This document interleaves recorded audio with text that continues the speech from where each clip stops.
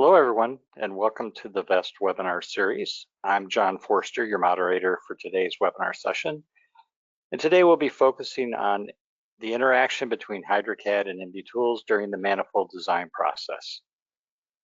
The webinar is expected to last approximately 45 minutes, and you'll be able to submit your questions or comments anytime during the webinar. Just post into the questions section located within your webinar control panel.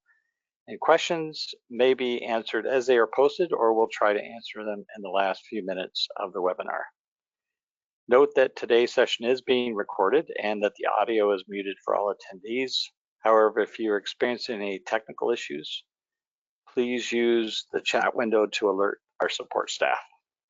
Now it's my pleasure to introduce our speaker for today's webinar session, Carlo Molon. Carlo has worked in the hydraulics industry for many years and currently manages application sales and training for VEST desktop and cloud products. So we'll turn over to you, Carlo. Thank you, John, and thank you all attendees for being part of today's webinar.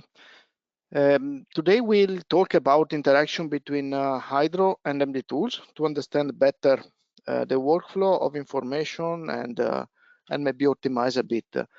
I hope you will understand better all the interaction between the different aspects of the software. Today I'm going to use SolidWorks, MDTools for SolidWorks. I have decided to start from the same diagram I used for the filter webinar it was this month. But I brought the block into SolidWorks. For those that are familiar with the VEST MB.XML file structure from MDTools, either Inventor or SolidWorks, it is possible to export an MB.XML file.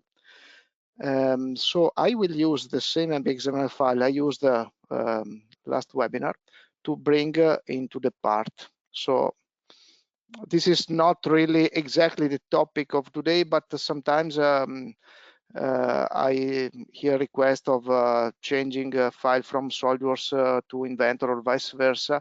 Through the MB.XML file, it is possible to import MB.XML file or export an MB.XML file. So I'm importing an MB.XML file I had made in Inventor, importing into my block. When you import an MB.XML file, the schematic is lost. So if your design had started from a HyDraw diagram, then the XML information for the diagram are not in the MB.XML. In the MB.XML file, we store all the information for the cavity and the 3D models. So in this case, I'm going to import a new diagram on this. So as you can see, if you move to the HyDraw schematic tab, there is nothing. It is always possible to import a schematic on top of a manifold that you have designed manually or starting from HyDraw.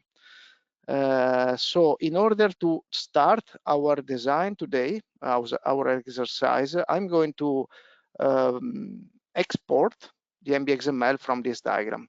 We will do 3 or 4 iterations of export to MDTools in order to understand better how to do revision on a block and also to understand the type of information that are passed from HyDraw to MDTools. So when we speak about HyDraw to MDTools interaction, the 2 important commands that we use are net and MDTools. If you already attended to the other webinars, you have watched that I always do net and MDTools. You could skip net because when you run MDTools, in any case, it will create networks. But my recommendation is always run netlist command. This command will identify the networks in the block. I have already renamed them. Please, I repeat myself, name the networks according to the meaning they have for you in this design. So in my case, I named A, B, P, P1. Let me call it P2. So let me just do a change in the networks.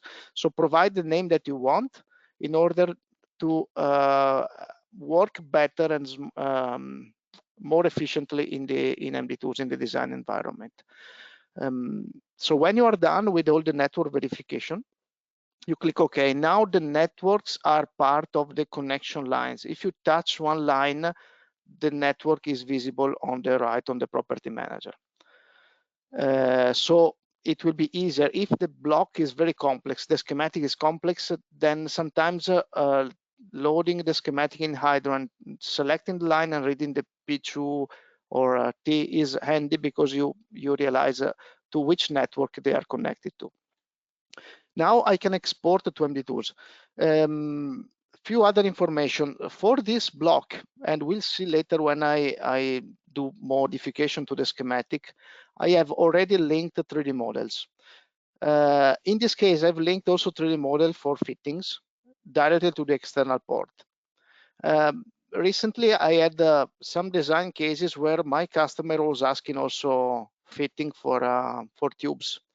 So it was very handy to link, although I don't manage really in my bill of material all the fittings. I don't need them for particular system purpose, but I like to do the assembly, the complete assembly with all the fittings. So it is possible to link 3D models for the automatic assembly also to external port. So in this case, as you can see, I have linked a Parker GE16 strong RED. So a fitting for a 16mm external diameter pipe tube. Similarly, for the test point, although I have put a symbol for the mini mesh for the test point, I have linked the 3D model for the test point to the external port. By doing that, when we will see the automatic assembly will come with all the valves and fittings in one go. So if you do assembly with fittings and test point, you will find very handy also the ability to link the 3D models directly here. If you need to link a 3D model to a port, let me delete this item here. You just select the external port, click on the select from library. It will load the CAD files available in your HyDraw library. Later I'll show you how to load CAD files into the library. I'll go to my accessory SolidWorks and GE16. So I need this one. So by doing that, you can link the 3D model directly to a component. Similarly, you can link the 3D model directly to the valves. So as an example, in my case, I have selected a VIS Hydraulics CVC0 3D model. In this case, I'll need a VIS Hydraulics valve for my, I didn't put any model code. I did that on purpose. So in order to design a block, we don't forcefully need a model code. We just need a cavity name. So the cavity name is mandatory, and it's the information that we pass from the HyDraw diagram to MDTools. The other relevant information is the port naming, 1 to 2. That's also a very common cause for mistake. I remember a few months ago, I supported a customer. He had made a mistake in a block by selecting the wrong symbol for a valve.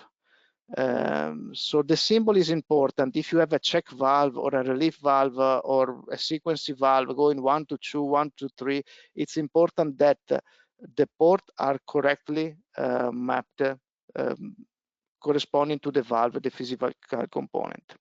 So if I open the library manager and go to the CA10A2N, which is my cavity, then it's important to know that the port 1 is the nose of the valve and port 2 is the side. There are some manufacturers in the hydraulic world that use a different naming, top down. This is bottom up. So be aware when you use those components, because the symbol may not be the correct one. So in this case, I have a check valve with a particular cavity and a 3D model of a check valve. Later, I'll save this component to the library showing how to link the 3D model. But for now, what I did is take a symbol, type in a cavity name, and load a 3D model for that particular component.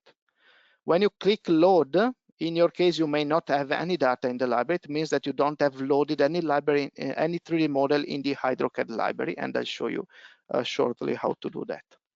So when we export to MDTools, so the steps are networks. Assuming our diagram is complete, we do networks and generate the networks. If needed, we rename networks according to our needs. Then the second step is MDTools. We touch the envelope, enter, and let me close the Library Explorer and also the Property Manager, so we make it larger. This tab, HyDraw Export to MDTools, is important. We can hide the material. Manifold properties, already I never select anything here because then I do everything in MDTools. So we focus mainly on components and external port. So in the Net tab, you can touch a network and see it highlighted. You can expand it and see which port is connected to each networks. When you select a component on the cavities or networks, as an example, item 5, I can see that the cavity name is a filter cavity. The port information is it's entering P and going out to P2, and there is also a CAD file. So here we can see all the CAD files that are linked to the components in the diagram. It is possible to customize the engravings because when we work from HyDraw to MDTools, automatically when we insert a component, the engraving will be added automatically in the block. So if you wish to change the default engraving, feel free to change here. I'll do that later. So now I export this file. So that's my first export, and that's my HyDraw to MDTools export. So like I said, I had already designed this block in Inventor. So what I'm doing now is I'm loading the same schematic file, HyDraw to MDTools, into this current block. As you can see, all the items are grayed out. If you don't trust that this block is identical to the diagram that you have imported, you must run the check against schematic. A check against schematic is not verifying that your block is correct. Is verifying that the information for the cavities in the block are matching the information for the cavities in the schematic. So if we run, we can see the information is not correct because actually in my previous schematic, the net name was P1 and now it's P2. When you have network mismatch, the easiest way, now it's a very simple case, but I supported some customer where there were 10, 12 networks with different naming. Please do this when this happens. You go to the model browser, nets, you find out the networks that you need to rename. You just double click and type the new network name, P2. This is a way to change the network names for all the ports belonging to that network. So now if I run schematic conformance, now the block is exactly identical to the schematic. The block is also correct in terms of network, but that is part of MDTools. In order to make an assembly, when you import an MBXML file, the MBXML file is imported as a virtual mode. This is valid for both Inventor and SolidWorks. In order to verify if you are working in virtual mode, just look inside the cavity. Virtual mode shows you the tip of the drills. Feature mode shows you the intersections between the drills. Virtual mode is a faster mode for designing block. If you want to make the assembly, you'll need to convert into feature. Convert is a bidirectional way that you can convert virtual to feature and feature to virtual. So usually the time to convert is not big unless the block is huge. Then it may take some minutes. Now let me save my block, and that is my starting block. Let me save into my webinar and let me overwrite the other one, start block. So now We have seen the check against schematic. It's matching. Since we have all the 3D models in the block, I want to make a new assembly. And either I place this and put in the block, or I run directly auto assemble and select the components. But now with auto assemble, MDTools will load the entire component list. Not only components, but also plugs. I should have also the plug for all the construction ports. So if I click assemble, now MDTools is loading all the 3D models and assembling and mating directly on top of the block. So it will completely dress our manifold. So if we can see it, we have the fittings, we have the valve with the coil, and we have the NG10 valve and the filter and so on. So if you do all the interaction between HyDraw and MDTools, including the 3D model, really the time saving is huge for an assembly. Even if your assembly has hundreds of components, it will really take a fraction of the time to do the full assembly. So now let's do step by step. First, I want to show you how to save and link 3D models directly in HyDraw in order to retrieve and use that in future diagrams. And also I want to show you how the information are going through in particular cases of the design. So let's start from HyDraw, and let me load the library, the Library Explorer. So when you click symbol, it will load the Library Explorer, or you type YL, it will load the Library Explorer. I'm going to take my screen cartridge valve, and if I click edit, it will open the property manager. So for this screen cartridge, I'm going to search from Fluid Power Tools for the manufacturer VS Hydraulics.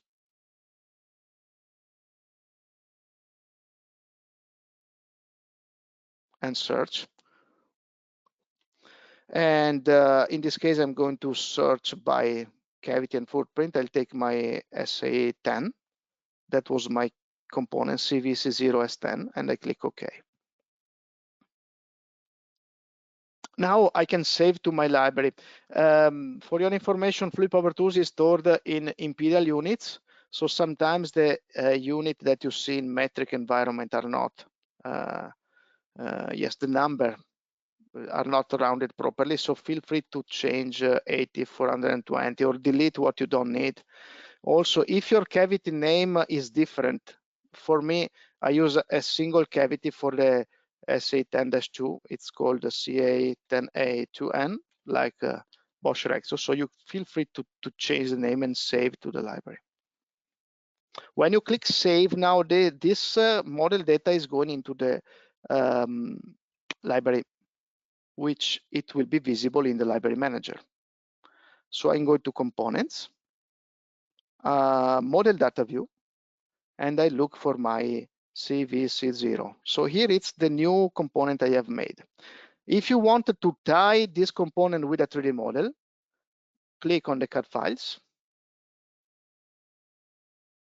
And if you already have the 3D model, great. You can go to the this solid part and take the valve. Okay. And now you have made the link. If you don't have 3D model, you can load by using CAD files. CAD files, you click new. HyDraw will ask you to select a folder where you have all the 3D models. In my case, let me load again all the HyDraw valves. I select all and specify a category. Since I need, and you have seen me doing demos in Inventor and Solvus, I needed to do demos in both environment. I have both IPT and solid parts for most of the manufacturer. In your case, you will have only one CAD format. HyDraw Library Manager will ask you to, if you want to overwrite or not, a new component. So you can do massively and load all the 3D models. So the 3D models should be sorted into folders and you should load them. So when you have loaded 3D models in the library, Either you link directly to the component, or you can use them directly in the diagram part. It's up to you. You may find it user-friendly to use in HyDraw or environment or in the library manager. It's really up to you. Similarly, you can link 3D models to coils. So as an example, a coil may have a 3D model. So let me just link to these two coils, link CAD files. I link a wrong coil, not the correct one. Let me link this coil. That's my coil. Okay, so in this case, I have linked the two 3D model to two coils. Let me also save that valve, the directional control valve, this one. It's already a this valve. Let me save it to the library. And let me get back to HyDraw. So I'm going to the components. I'm searching for the SVJ. So here it's exactly the same I have done for the check valve. I'm taking the solenoid valve and I'm loading the CAD file. So this SVJ solid part and save. Now what I want to do is I want to link two accessories, two coils. So click accessories. I want to link the two coils, A and D, and save. So as you can see, now I have linked two coils, which are linked also to a CAD model, to a valve. So now what happens in HyDraw is that when you search in the local database for the component SVJ winner, this hydraulics, and insert, it will ask you which coil you want. You can select one of them, and automatically you get also the 3D model for the coil. So HyDraw will export to MDTools both information, valve plus coil, and they will all be assembled all together. This is one technique. The other technique is like I did here in the 1.1, I have linked two 3D models directly on one component. So accessory 3D model can be also linked to accessory and linked to the components in the way I have shown. Now let's do some change in our diagram. Let me expand it to 80. I want to add a new of these valves. So let me right click, copy. I want two of these valves. And I also want to copy these ports.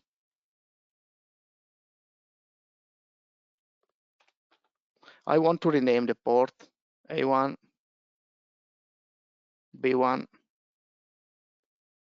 A2, and B2. Maybe these are of different size, so let me change the size of the port. Those are BSP 3x8. And I copy the same size here. And the 3D model is not correct. I'll delete and I will link GE 10 SR. So that's a 3x8 BSP fitting for a 10 millimeter tube. Similarly, I can copy this to this also with a CAD file so that the B2 becomes identical with the same size. This I explained during a webinar regarding fittings, how to manage fittings. Sometimes I like to show the fitting size next to the port size. So instead of managing accessory and so on, this is really an information which is correct. For the manifold, it is passing a BSP port, G3x8, with a cavity name that is in my library. But by typing 10S, I provide a new information for those doing the piping. So it has a fitting strong 10 millimeter nominal diameter. Let me do connections, so working connection. And similarly here. Also, I'll connect the pressure lines and the tank lines. Now, a special feature that we find in our blocks is an orifice plug. So let's say that for this valve 2.2, I need an orifice plug.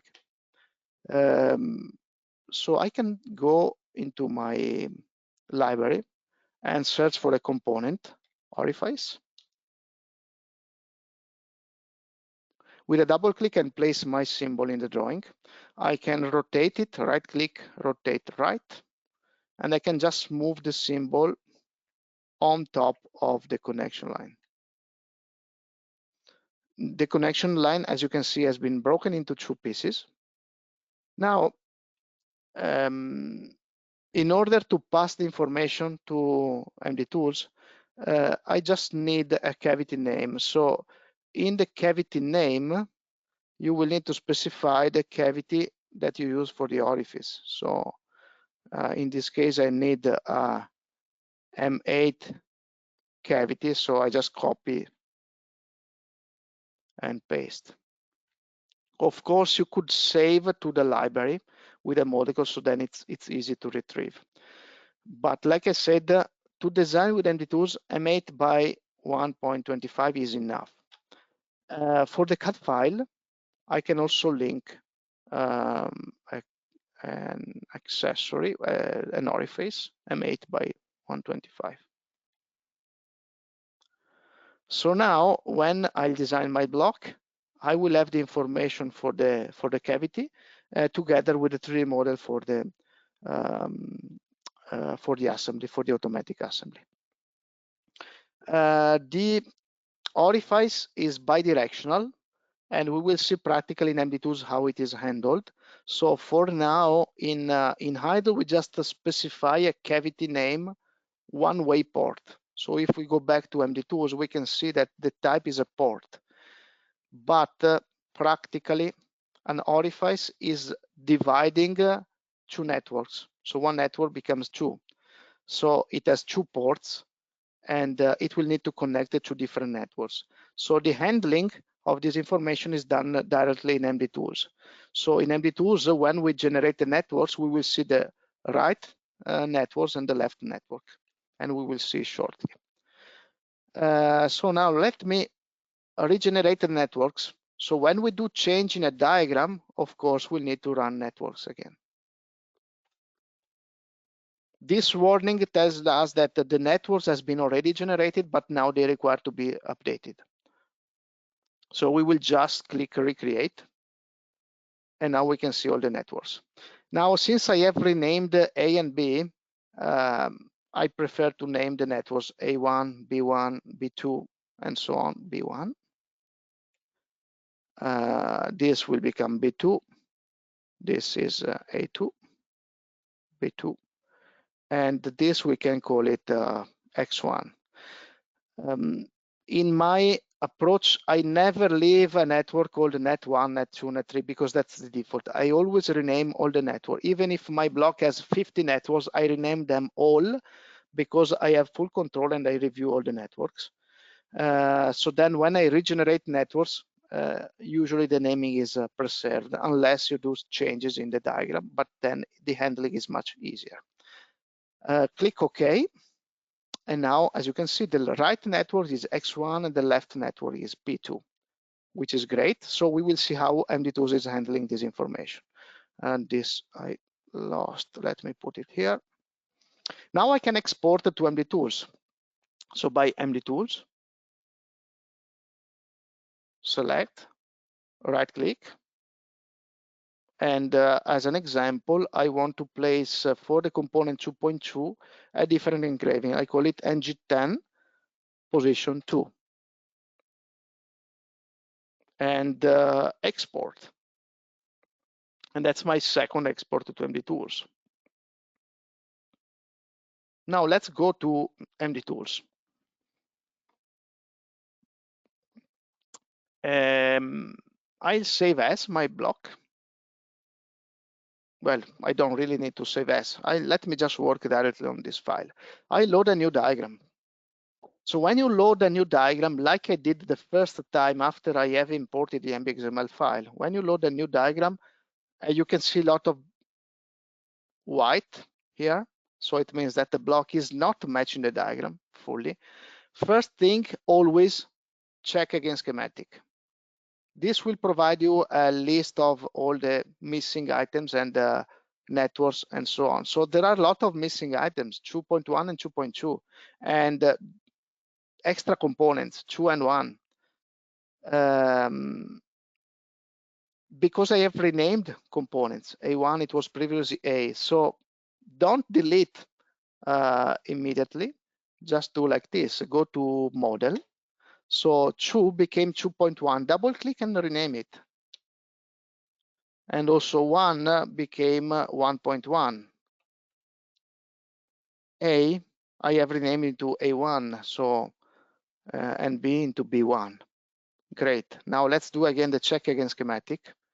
And now the list of missing components is only the orifice, the valve, and the 2 ports. So no need to do a lot of rework. Simply there is another inconsistency. I have renamed the networks like I did in the first step. So I need to fix the network name. Again, nets, A becomes A1 and B becomes B1. If you don't like the colors, right click, change color and make it pink. And this will change the color for that networks. If I run again the check against schematic, now as you can see, I have no issues in terms of networks. I have only missing components. Now let me save my block, and I want to put the other NG10 valve. So I will stretch my block on this direction. Usually I keep 80 millimeter distance between NG10, so I'll make distance. I want to stretch my through bolt holes and match properties, so to copy this too.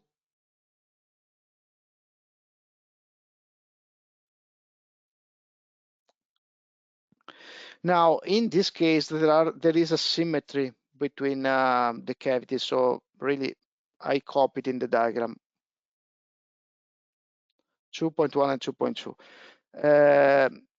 You can do copy multiple, but this will then you will need to rename networks and also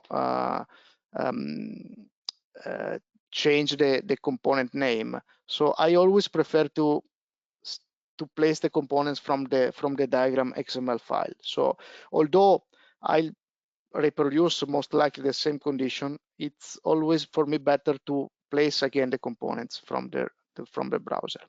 So that's my valve. I rotate in the same fashion, so twice.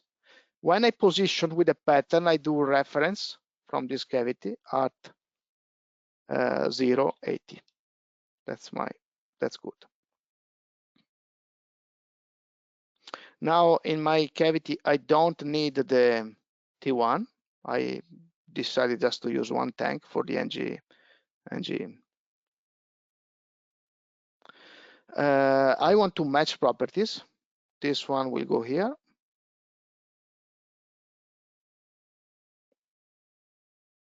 So I want to exactly make the same geometry. Same here, match properties. This drill is going to match this one.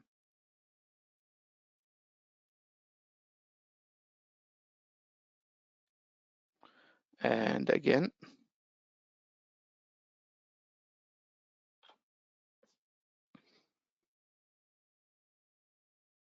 now I want to place my A2 port.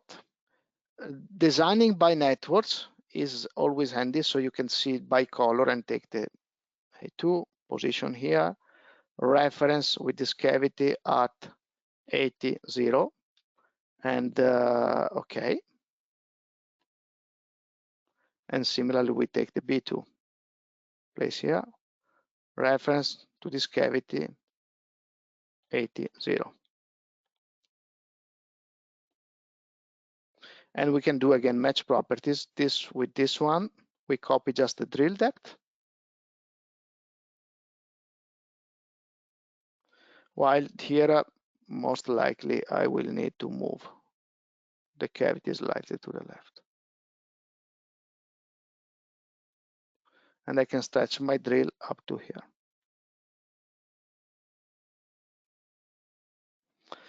For the tank lines, of course, I need to connect them, but let's see how to handle the orifice plug. So although frequently people try to put the orifice inside below NG10 and G6, this is doable. So in these cases, I reduce the drill, maybe just 2 millimeter deep, and I can just place the orifice, touch the cavity. Okay. Since I have used the merge with cavity option, now MDTools is merging into one cavity, so it is asking to merge the information that will go into the machining drawing, and I click OK. Now this will become one cavity only with the orifice inside. So as you can see, in this case, it took the yellow networks and added the orange below. So this is the component from the diagram with the correct networks. It was taking P2 into X1. So if I edit this cavity, it's P2 and X1, so it's correct. Let me P2 X1. Let me do again. Let me replace this drill with just a standard drill hole, 10 millimeter.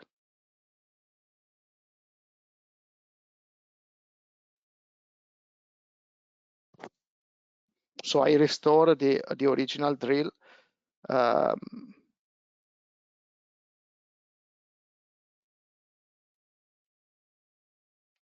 I could have replaced the footprint actually in the entire footprint, but that's the same. Actually the network. Now that I did that, it takes the nose network. So if I do again the check against schematic, it will identify a wrong network. Let me do a replace footprint. It's better. I replace the footprint with the DO5, and I keep the same diameter and depth.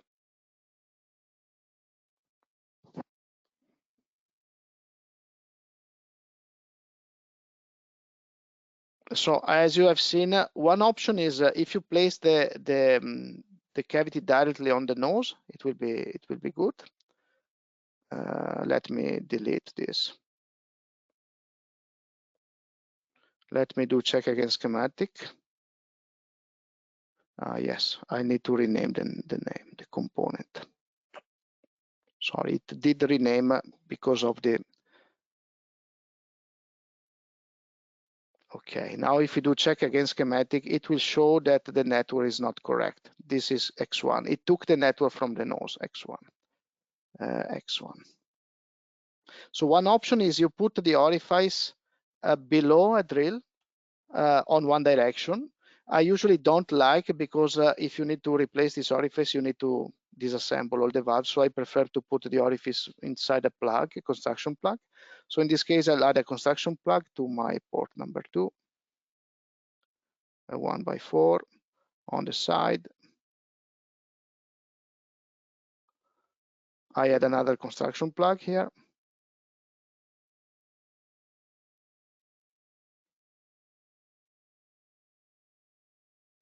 And I can stretch my drill.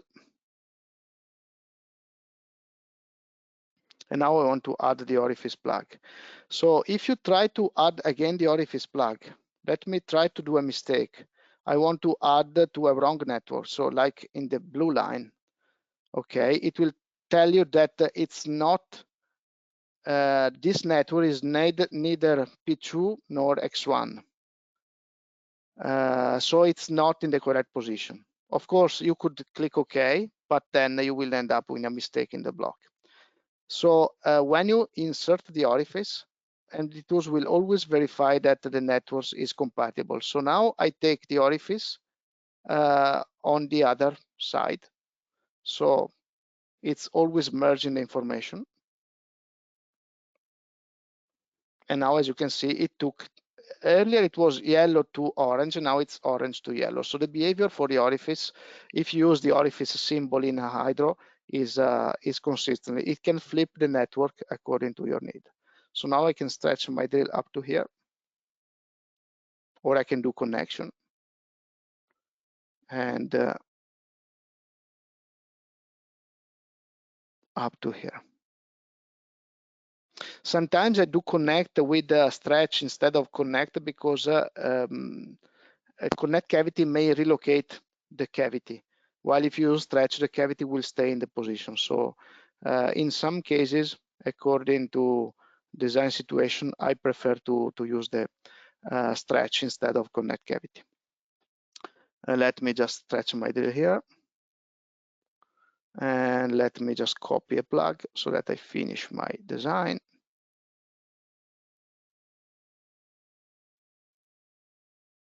Okay. And I can stretch my drill in order to finish my connection. Now let's go back to, of course, I could do all the design check, but that's not an MDTools webinar for the MDTools functionalities. I go to the assembly directly. So something has changed. So if you do auto assemble again,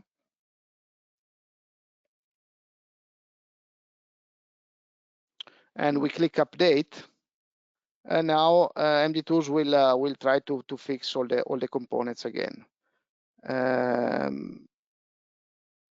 Let me see what I have linked in the 3D model here. Yes, I'm sorry, I took the IPT file, so it was not able to assemble IPT file.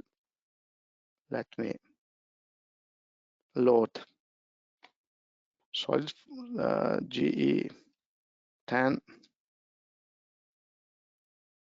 soil part and do again here. Soil part. And in this case, I'll need to export again. MDTools, export. That warning was because the file was not compatible. You may not end in this situation because you don't use two different CAD applications. Now, again, I go back to the block, load once again the schematic. While loading the schematic, no change is done. So if we do check against schematic, there will be no issues. Yes, there is a cavity mismatch because I took the ISO for 401 instead of DO5, but that is fine. They are identical. So if I go back to the assembly, and now I do the automatic assembly, now it will put also the fittings, the new fittings. For the orifice, if we hide the plug, now you can see that the orifice is assembled directly below the cavity, and it's assembled at the end of the cavity. So when you use properly the commands for insert orifice, then MDTools is able to automatically assemble the orifice plug directly in position. So if the information is coming directly from the diagram as well, then really the assembly can be fully made with HyDraw, with the interaction between HyDraw and MDTools. Similarly, like we can do for the coils, it is possible to assemble stackable valves. So in case of sandwich mounted valves, it is possible to put one on top of the other. As an example, here, instead of having only this valve, we could load maybe, let me load more, a Z2 FS10. Of course, I need some solid Bosch Rexroth. I need this one, and I need also the solid part for WE.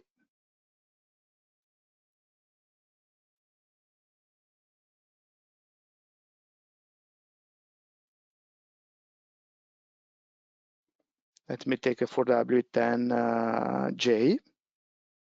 So even if I have only one symbol, I can link multiple 3D models.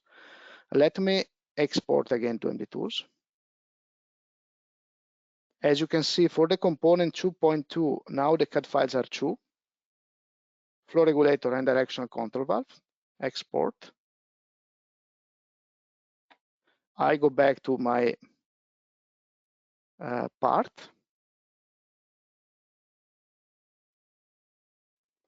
I can load again the schematic.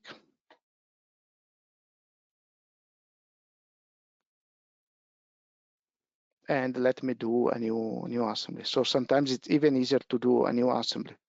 Of course, you can update the one that you have, but we can just do an automated assembly for the block. Assemble.